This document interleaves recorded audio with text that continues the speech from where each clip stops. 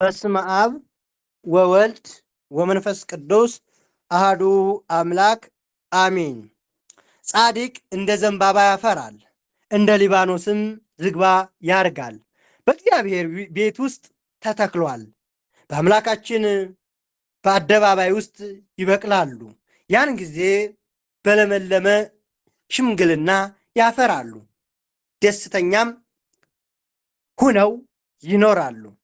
መዝሙረኛው ዳዊት ልበ አምላክ ቅዱስ ዳዊት በመዝሙር 91 ቁጥር 12 ላይ የተወደዳችሁ የእግዚአብሔር ቤተሰቦች እንኳን ለታላቁ አባት ታላቁ አባ ስምዖን ዘአምድና ቅድስት ሶፊያ ብርክት ድንግል ዓመታዊ ክብረ በዓል እንዲሁም ለእናታችን ለጾመ ፍስለታ ላይ እንገኛለንና ለጾሙ በዓታ ማርያም ናትና ለበዓታ ማርያም እንዲሁም ቅዱሳን ኢያቄምና ሐና ቅዱሳን ሊቃውንት ካህናት አበው ዘካርያስና ስምዖን አባ ሊባኖስ ታላቁ አባት አቡነ ዜና ማርቆስና አቡነ መድኃኒነ እግዚእ ዘደብረ በንኩል ቅዱስ ቄርሎስ ሊቀ አምደ ሃይማኖት ወርሃዊ በዓል እንኳን አደረሳችሁ አደረሰን።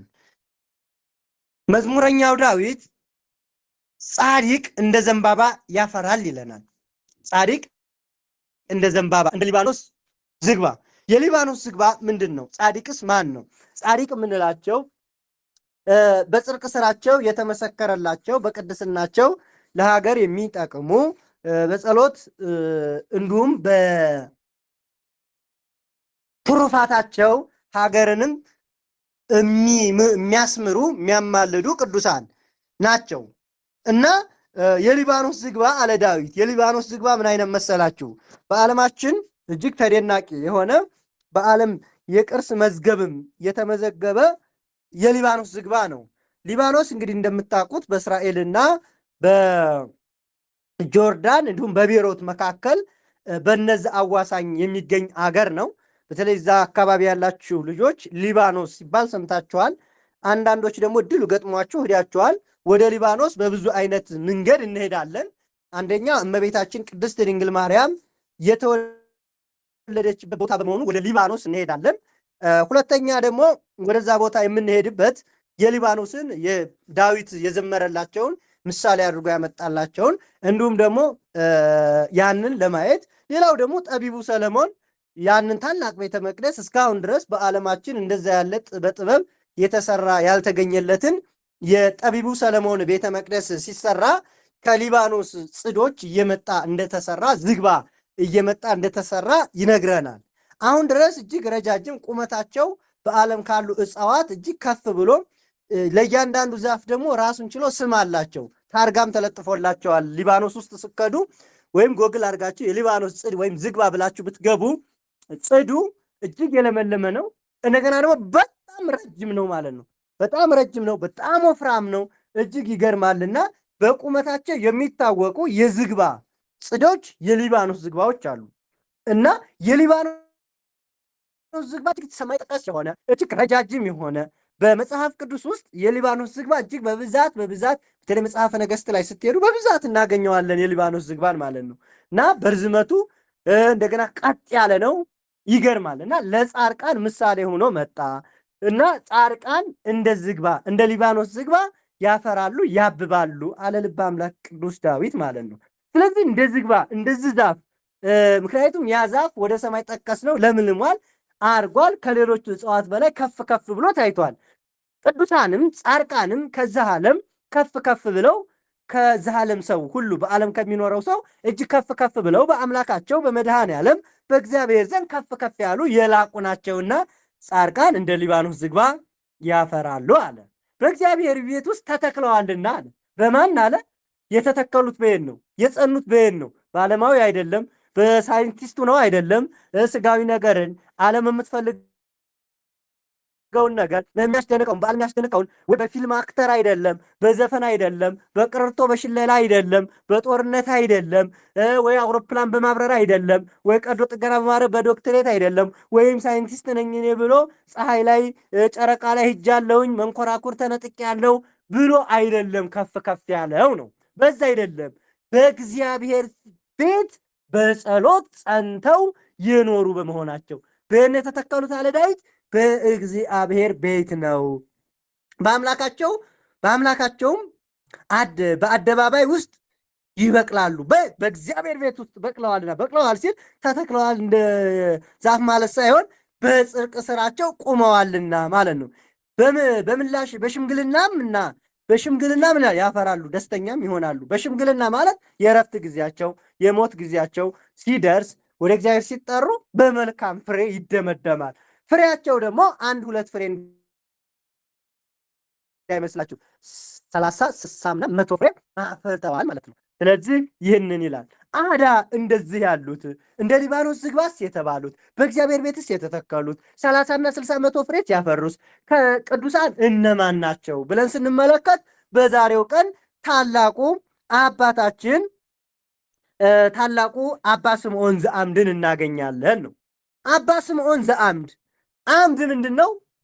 ስምዖን ሐዋርያው ስምዖን፣ ሐዋርያው ጫማው ሰፊ፣ በወንጌል ስምዖን ጻድቁ እየተባሉ ስምዖን የሚጠሩ በጣም ስምዖን ዘአምድም እየተባሉ የሚጠሩ ከ5 በላይ አባቶች አሉ። ይሄኛው ግን ይለያል። ብዙ ስምዖኖች አሉ። ዘአምድ ማለት ድንጋይ ነው። አምድ ልብ በሉ። አምድ ማለት ምንድነው? ድንጋይ ነው። ስምዖን ዘአምድ ማን ነው? በቤተክርስቲያናችን ታሪክ አጠራራቸው የከበሩ አባቶች እጅግ ብዙ ናቸው። እጅግ ብዙ ስምዖኖች አሉ ማለት ነው። የአንደኛውን ታሪክ ግን እንመልከት። በ4ኛው መቶ ክፍለ ዘመን የነበረ አባ ስምዖን ዘአምድ የተባሉት የቅዱስ ኤፍሬም ሶርያዊ የልጅነት የተማሪ ቤት ባልንጀራ ነው።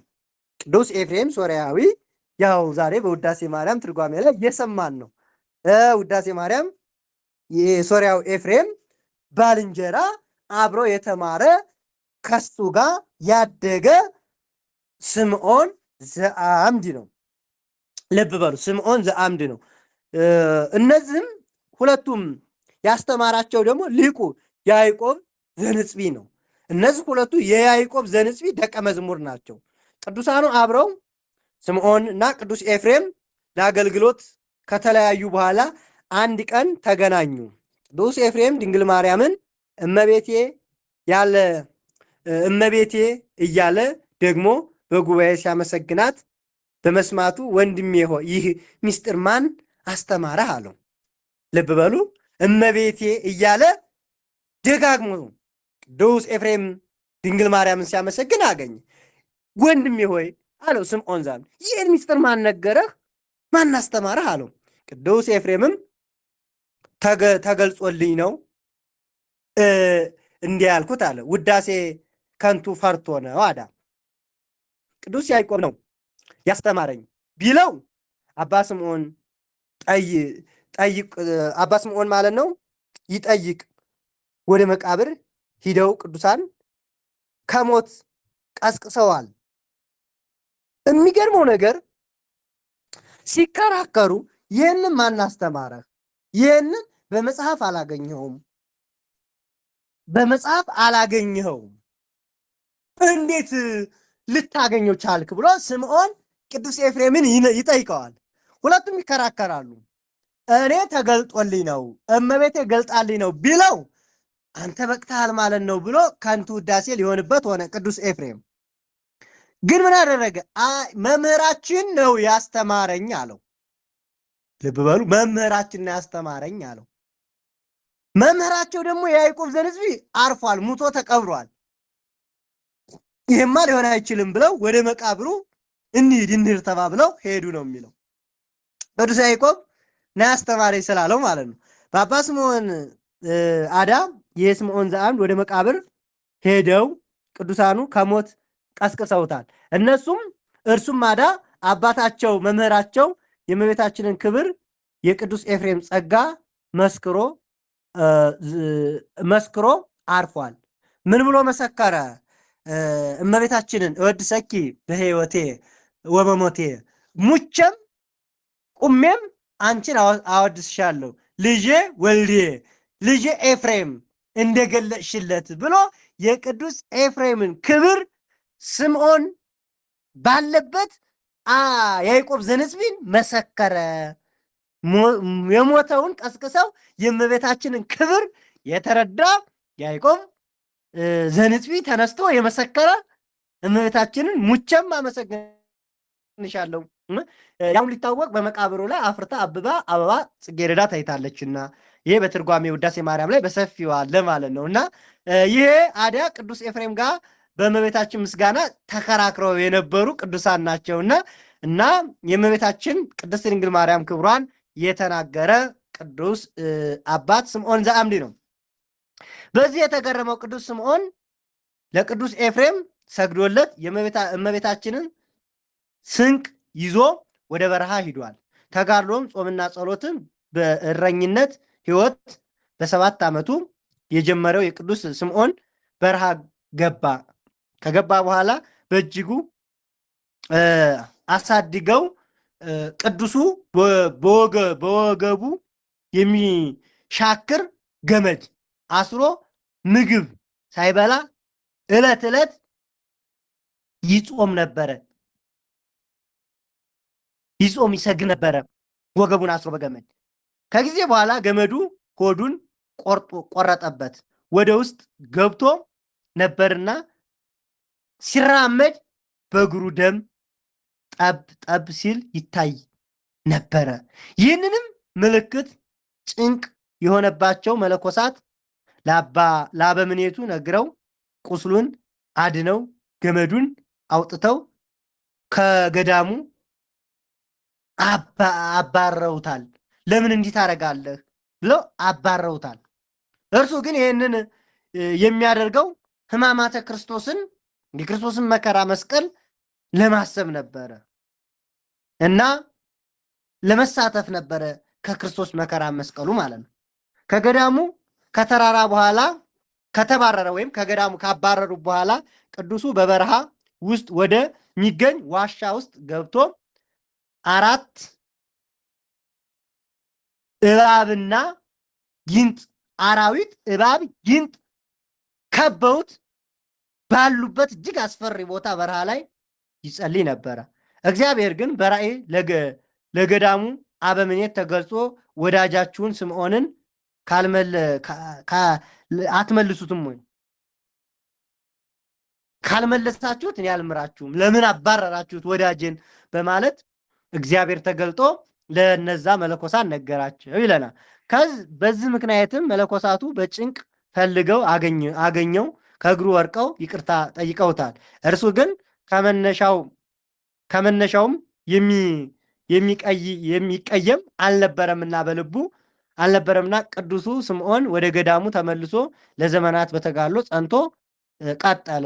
እግዚአብሔር ግን ቅዱሱን ከገዳሙ ወጥቶ ወደ አንድ መሰሶ ድንጋይ ላይ ረጅም ድንጋይ እንዲሄድ አዘዘው፣ ወይም ወደዛ ሄደ ለዘላለም ማለት ነው። በዛ ጸንቶ እንዲኖር 15 ሜትር ያህል ርዝመት ባለው መሰሶ ላይ ቁሞ ከዛች ቀን በኋላ ነው እንግዲህ ቅዱስ ስምዖን ዘአምድ ተብሎ የተጠራው ማለት ነው። ስምዖን ዘአምዳዳ የመሰሶ አባት የተባለው ቅዱሱ ከ50 ዓመት በላይ ያለ ማለት ነው። እንግዲህ በዛ ድንጋይ ላይ ቁሞ 15 ሜትር ያለው ርዝመት ቆጢ ድንጋይ ረጅም ድንጋይ ላይ ቁሞ ለ50 ዓመት ያህል ያለ እረፍት ያለ እንቅልፍ ያለ መቀመጥ ቁሞ ጸለየበት ነው ይባላል። ረጅም ድንጋይ ላይ እንግዲህ አስቡ፣ ከፍ ብሎ ማንም እንዳያገኘው ሰዎች እንዳይደርሱበት አጠገቡ እዛ ላይ እንዴት እንደወጣው ራሱ እግዚአብሔር ነው የሚያውቀው። ረጅም ድንጋይ ማለት ቆጢ ነው፣ ተራራ ድንጋይ ነውና እዛ ላይ ቆመና እንግዲህ 50 ዓመት ሳይወርድ ሳይበላ ሳይጠጣ በጸሎት ብቻ ኖረ። ስምዖን ዘአምድ ያስባለው ይሄ ነው።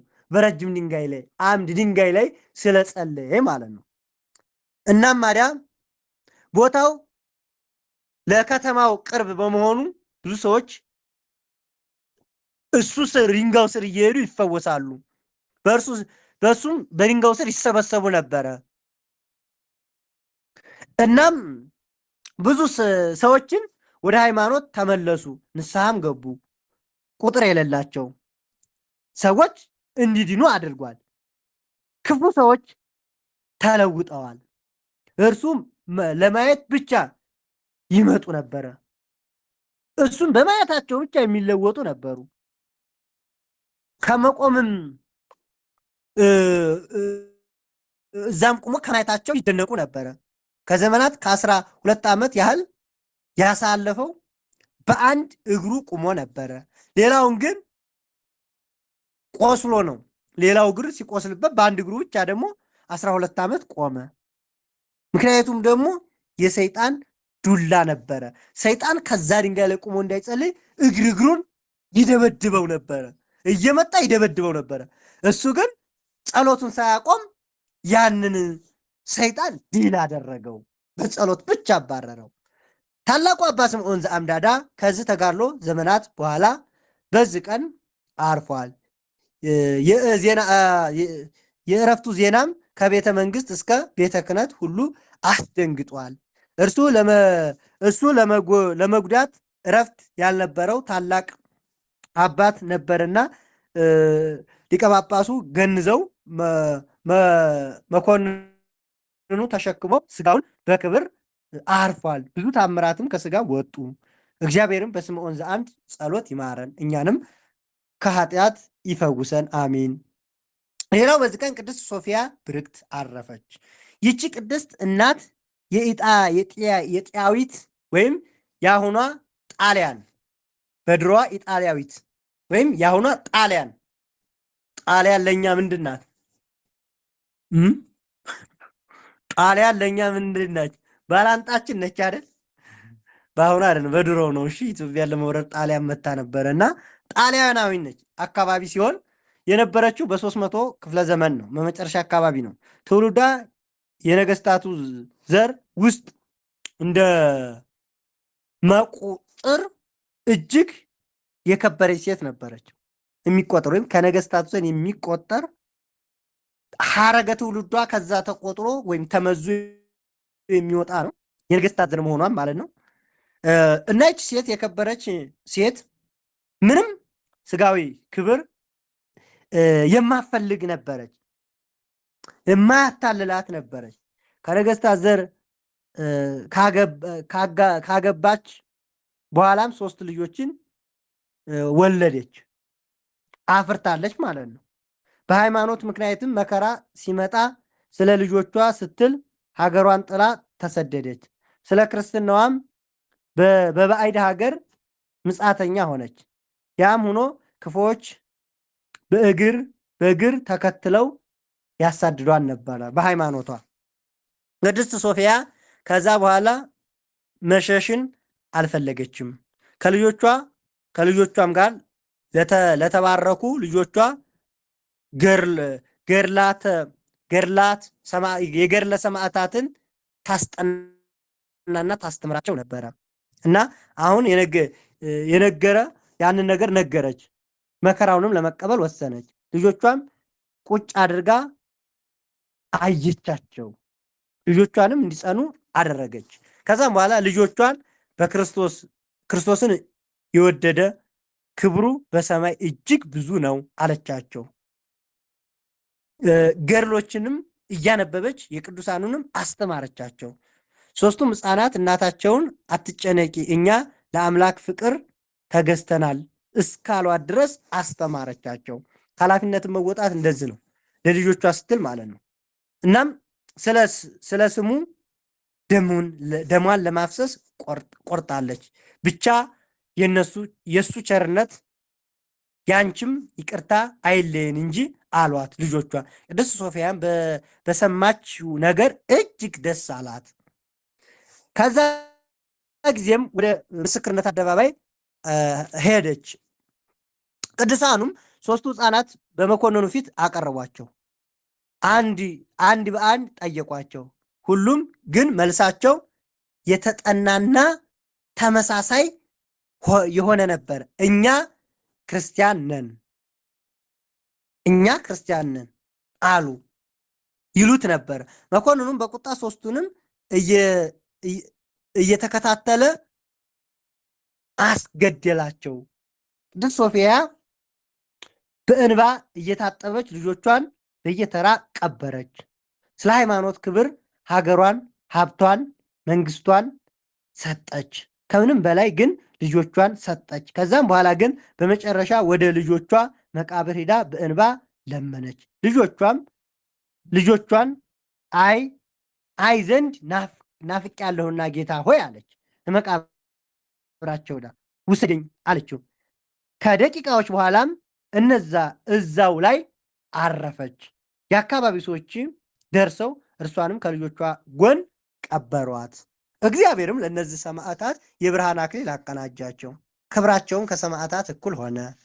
እግዚአብሔርም አምላክ በእነዚህ ሰማዕታት ይማረን። መድኃኔ ዓለም ከስምዖን ዘአምድ ከእናታችን ከቅድስት ሶፊያ በረከቷን ረድኤቷን ያሳድረብን። እነዚህ ቅዱሳን ስለ ጽድቅ የተሰደዱ ጽድቅን ፈልገው የሻቱ ስለ ጽድቅ አገራቸውን ትተው ተሰደው ሀብት ንብረት የተዉ ቅዱሳን ናቸው። እግዚአብሔርን በእነዚህ ቅዱሳን ይማረን። የቅዱሳንን ሕይወት ስንመለከት የእነዚህ ታላላቅ ቅዱሳን ሕይወታቸው ተጋድሏቸው ዓለምን የናቁ ዓለምን ትተው በምናኔ ሕይወት የዓለም ንብረት ሶፊያን ስንመለከታት የመንግስት ቤት ያላታለላት ምድራዊ ሀብት ሁሉን ነገር ማድረግ ትችል ነበረ። ሃይማኖቷ ቀይራ የምድር ነገር ንግስት ሆና ልጆቿን ልዑል ሆነው መኖር ትችል ነበረ። ግን ያለ ክርስቶስ ሁሉ ነገር ከንቱ ነው። ልጆቿ ለሰማዕትነት ያበቃች የገድለ ሰማዕታትንና የገድለ ቅዱሳንን አስተምራ ሰማዕትነት ክብር በሰማይ እንዳለው አስተምራ ለሰማዕትነት ያበቃችና እሷም እንድትንገላታ አድርጎ መኮንኑ በብዙ ስቃይ እንድታርፍ ያደረገ በዚህ ቀን ያረፈች ታላቅ እናት ቅድስት ሶፊያ ነች ማለት ነው። እና ከገድለ ቅዱሳን ወይም ከሰማዕታት ጋር አብሮ በስንክሳሯ ላይ በወርሃ ነሐሴ 3 ቀን በሚውለው ስንክሳር ላይ የምናገኛት ቅድስት ሶፊያ እና ታላቁ ስምዖን ዘአምድ ነው ማለት ነው። ስምዖን ዘአምድም በዛ ድንጋይ ላይ እንግዲህ ያን ያህል ዘመን እግሩ ቆስሎ መቆም እስከሚያቅተው ድረስ የጸለየ ታላቅ አባት ስምዖን ዘአምድ በዚህ ቀን በመልካም እረፍት አረፈ። እኛንም በቅዱሳኑ ጸሎት ይማረን፣ ከቅዱሳኑ ረድኤት በረከት ያካፍለን፣ በቤቱ እንድንጸና በሃይማኖት በምግባር ጸንተን እንድንኖር የቅዱሳንን አሰረ ፍኖት ተከትለን አባቶቻችን በሄዱበት መንገድ እንድንሄድ እግዚአብሔር ይርዳን። አዳ ልበ አምላክ ቅዱስ ዳዊት ጻድቃን እንደ ሊባኖስ ዝግባ ያፈራሉ ማለት እንደ ሊባኖስ ዝግባ የተተከሉ ናቸው። ጻድቁ አባታችን ስምዖን ዘአምዳዳ እንደ ዝግባ የተተከለ ያበበና ያጌጠ ያሸበረቀ ሁለንተናውን ለክርስቶስ ክብር የሰጠ የክርስቶስን መከራ መስቀሉን የተሸከመ ያሰበ ሰይጣን ያን ሁሉ ትግል ያን ሁሉ ቢያደርግበት ስምዖን ግን ጸንቶ በዛ ለሌሎችም በጸሎቱ የተረፈ ታላቅ ቅዱስ አባት ነው። ይህ ቅዱስ አባት ሕይወቱን መላ ዘመኑን ተጋድሎውን የፈጸመው በቆጢኝ ድንጋይ ላይ እንደምታዩት ረጅም ድንጋይ ላይ በተራራ መካከል ባለ ድንጋይ ላይ ቁሞ በዛ ምሰሶ ላይ ቁሞ የጸለየ እባብ፣ ጊንጥ፣ አራዊት በዛ በረሃ ሲመላለሱ ያላስደነገጠው የሌሊቱ ግርማ የቀኑ ሐሩር ፀሐይ ያላስደነገጠው ቅዱስ አባት ነው።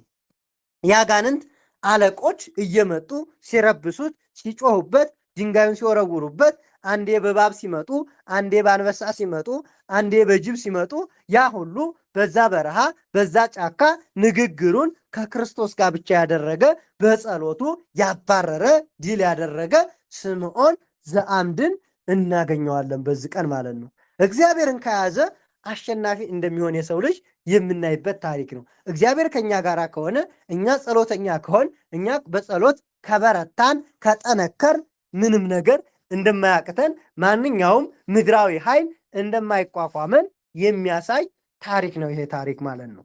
የእነዚህ ቅዱሳን ታሪክ ማለት ነው እና ክርስቶስን አምነው በክርስቶስ የሆኑት ሁሉ ጸንተው ስራቸው እያበራ እንደ ፀሐይ እያበራ እንደ ጨረቃ የደመቀ እንደ ከዋክብት ያሸበረቀ ነው ማለት ነው። እንዲሁም ደግሞ ስራቸው እንደ ሊባኖስ ዝግባ ተብለናል። እንደ ሊባኖስ ዝግባ የለመለመ ነው ታሪካቸው እንደዛው እንደ ሊባኖስ ዝግማ የረዘመ እንዲሁም ደግሞ ሕይወታቸው ሁለንተናቸው አጽናኝ፣ አበርታች፣ አበርቺ የሆነ ምክንያቱም በሃይማኖታችን ለሚመጣ ፈተና የነሱ ሕይወት ለእኔና ለእናንተ ብርታት፣ ጉልበት፣ ጥንካሬ የሚሆነን ናቸው ቅዱሳን ማለት ነው። ቅዱሳንን ስናስብ እግዚአብሔርን ማሰብ ነው። ቅዱሳንን ስናስብ ክርስቶስን እናስባለን። እግዚአብሔርን ለማወቅ የቅዱሳንን ታሪክ ማወቅ አለብን። ምክንያቱም እግዚአብሔር የተገለጠው በቅዱሳኑ ላይ ነውና እግዚአብሔር በላይ ለቅዱሳኑ መንክር እግዚአብሔር በላይ ለቅዱሳኑ እግዚአብሔር ስራው ድንቅ ነው በቅዱሳኑ ላይ ተብሎ ነውና የተነገረው የተጻፈው። እግዚአብሔር ስራውን የሚገልጠው ተአምሩን የሚገልጠው በማን ላይ ነው? በቅዱሳኑ ላይ ነው። ቅዱሳን ሙት ሲያስነሱ፣ ቅዱሳን ድንቅ ድንቅ ተአምራትን ሲያደርጉ፣ በሽተኛውን ሲፈውሱ፣ በተአምራቸው ውሃን ወንዝን ሲያቆሙ፣ ተራራን ሲገለብጡ፣ በተአምራታቸው በምድር ላይ በሰዎች የማይቻለውን እነሱ ሲያደርጉ እግዚአብሔር በቅዱሳኑ ላይ አድሮ የሚሰራውን ስራ ቅዱሱን ስናቀው የእግዚአብሔርን ድንቅ ስራ እያየን ነው። ቅዱሱ እግዚአብሔርን በመውደዱ እግዚአብሔር ደግሞ በዛ ቅዱስ ላይ አድሮ ሲያድን ሲፈውስ ታዩታላችሁ። እግዚአብሔር የሚታወቀው በቅዱሳኑ ላይ ነው። እግዚአብሔርም በምን እናውቀዋለን? በቅዱሳኑ። እግዚአብሔር እንዱ ብቻውን ማወቅ አንችልም። ማን ነግሮን? እግዚአብሔርን ለማወቅ ነጋሪ ያስፈልጋል። እግዚአብሔርን ደግሞ የነገሩን ቅዱሳን ናቸው፣ የጻፉልንም ቅዱሳን ናቸው። አይገርምም እናንተ? አንድ ሰው እኔ ኢየሱስን ብቻ ነው ማሰብ እንፈልገው፣ እኔ ከኢየሱስ ውጭ ማንንም ማርያምንም አልፈልግም፣ ገብርኤልም በሉት ሚካኤልም በሉት እኔ ማንም ኢየሱስ ብቻ ይለናል። ቆይ ኢየሱስን ማን ነው የነገረን? ስለ ኢየሱስ ክርስቶስ ማን አወራልህ ነው ጥያቄው። አሁን እዚህ ጋር ኢየሱስ ክርስቶስን ማን አወራልህ? ማን ነገረህ? እንደዛ ብሎ መጠየቅ ነው። ኢየሱስ ክርስቶስን ለማወቅ እኮ ማን ነገረህ ነው ጥያቄው። ማን አስተዋወቀ? እመቤታችን ድንግል ማርያም አይደለች አስተዋወቀች? እሷን ሳታቅ እንዴት መጀመሪያ አስተዋዋቂውን አካል ሳታቅ እንዴት ክርስቶስን ታውቀዋለህ? መጀመሪያ ያስተዋወቀችን ድንግል ማርያም ናት። እሷ ወልዳና። ስለዚህ ክርስቶስን ያስተዋወቁ እነማን ናቸው? ቅዱሳን ናቸው። የጻፉልን ቅዱሳን ናቸው። የነገሩን ቅዱሳን ናቸው። ያስተማሩን ቅዱሳን ናቸው። እግዚአብሔርስ የተገለጠው ማን ላይ ነው? በቅዱሳኑ ላይ ነው። እግዚአብሔር ያዩት እነማን ናቸው? ቅዱሳን ናቸው። የእግዚአብሔርን ሀልዎተ እግዚአብሔር እንድናውቅ የነገሩ እነማን ናቸው? ቅዱሳን ናቸው። ስለዚህ ቅዱሳንን የምናውቀው እኛ ኦርቶዶክሳውያን ክርስቶስን ለማወቅ ነው። ክርስቶስን አምላካችንን ፈጣሪያችንን ለመረዳትና ለማወቅ እምነተ ጠንካራዎች እንድንሆን አምነንበት ካለመኖር ወደ መኖር አምጥቶ ምንም ካልነበረበት ሰው ሆኖ ገዝፎ በስጋ እንዲህ ያለ ስጋ ተገልጠንና ታይተን እንድንመላለስ ያደረገኝን አምላኬን እግዚአብሔርን የነገሩ ቅዱሳን ናቸው እንጂ እግዚአብሔር እኮ የአንድ ቀን ቤት ቁጭ ብዬ እኔ መድኃኔ ዓለም ነኝ የፈጠርኩህ ነኝ እና እኔን ልታመልክ ይገባል ብሎ መጥቶ ያውቅም? እኔ ጋር አሁን ያውቃል? እናንተ ጋር መጥቶ ከሆነ ንገሩን። እነዚህ ጴንጤዎች ውስጥ አሁን እንደሚሉት ኢየሱስ ብቻ የሚሉት እኔ ኢየሱስ ነኝ፣ ይገርማል፣ እኔ በዕለተ ዓርብ ቀራንዮ ነኝ የተሰቀልኩትና ሰላም ነው ብሎ ቤቱ መጥቶ ያውቃል? እዛ ፓስተሩ ጋር ይሆን? አያውቅም። በምን ስራ ይገለጥ? በምሳ ውስጥ እግዚአብሔር ይመጣል እዛ ሰው ጋር አይመጣም። ስለዚህ ልብ ልንልና ልናስተው የሚገባ እግዚአብሔር አምላካችንን ያስተዋወቁን እግዚአብሔር ስራው ግሩም ድንቅ ሆኖ የተገለጠው በማን ላይ ነው? በቅዱሳኑ ላይ ነው። መንክር እግዚአብሔር በላይ ለቅዱሳን ማለት ይሄ ነው። ስለዚህ እግዚአብሔር ስራው በቅዱሳኑ ላይ ድንቅ ነው። ድንቅ ስራውን የገለጠ አምላካችን ነው። በአባ ስምዖን አምድ ላይ ቁሞ የነገረን እግዚአብሔር ነው። ስለዚህ ቅዱሳንን እወቁ የምንለው ለዛ ነው እንጂ ኢየሱስ ክርስቶስ ብቻ የሚል ነገር ኦርቶዶክሳዊ ዘንድ የለም። ኢየሱስ ክርስቶስ ብቻ ካልክ እንዴ እስኪ ንገረኝ ስለ ኢየሱስ ክርስቶስ ስትል የማቴዎስ ወንጌል ብለህ ነው የምትጀምረው። ማቴዎስ ቅዱስ አይደለም ወይ? ስለዚህ ማቴዎስን ማወቅ የለብህም ወይ? አይ ኢየሱስ ብቻ ነው። እሺ ስለ ኢየሱስ ብቻ ንገረኝ እሺ ብላችሁ ጠጋ ስትሉ ስለ ኢየሱስ ብቻማ ይገርምሃል። ኢየሱስ ክርስቶስ ከድንግል ማርያም እንዴ ድንግል ማርያም ዘንድ ለምን ምን ልታረግ ትሄዳለህ? ካልፈለግካት ከድንግል ማርያም ዘንድ መሄዳት እንዴት ነው? አያችሁ የትም አያመልጥም ይሄ ሰው ማለት ነው። እኔ ኢየሱስ ክርስቶስ ብቻ ካለ እሺ ንገረኝ ስትሉት ያው ከማርያም ተወልዶ ይልና ይጀምራል ማለት ነው። አዲያ ክርስቶስን ያስተዋወቀችው ማርያም አይደለችም ወይ? ይገርማል እኮ እናንተ ይገርማል። እሺ ስለ ኢየሱስ ክርስቶስ ንገረኝ፣ ስለ መጨረሻው ይገርማል። ኢየሱስ ክርስቶስ በመጨረሻ ይመጣል ይላል። እሺ እንዴት ነው ይመጣል? ማን ነገር ዮሐንስ እንዴ? ዮሐንስ ወንጌላዊ ቅዱስ አይደለም ወይ? ያንን ዮሐንስን እንዴት ባቅ እንዴት ልጠላ አገባለሁኝ? ያን የመሰለ ክርስቶስ እንደሚመጣ ያን የመሰለ የምስራች ስለ ክርስቶስ የነገረ ቅዱስ ዮሐንስን ማወቅ የለይብኝም ወይ? እንዲህ እኔ በቃ ስለ እግዚአብሔር ብቻ ሌላ ምንም ነገር አትንገረኝ። ሚካኤል ገብርኤል አትበለኝ፣ ጻድቃን ሰማዕታት አትበለኝ። እኔ ስለ እግዚአብሔር ብቻ። እሺ ምን ላይ ነው ያለው? ያው ስለ እግዚአብሔር ይገርማል። እግዚአብሔር ያው በአብርሃም ቤት ተገልጧል። እንዴ አብርሃም ቤት ዘፍጥረት 18 አብርሃም ጋር ምን ልታረግ ትሄዳለህ? እግዚአብሔር ብቻ ስለሆነ አብርሃም ጋር መሄድ የለብም። ስላሴ እንደተገለጡ አብርሃም እኮ ነው የነገረህ። አብርሃም ደግ ስለሆነ ነው በአብርሃም ላይ እግዚአብሔር ግሩም እግዚአብሔር ስራ ግሩም ነው። በቅዱሳኑ ላይ ተገልጦ ነው እንጂ ያየውና የተረዳው ቅዱሳኑን ግዴታ ማወቅ አለበት።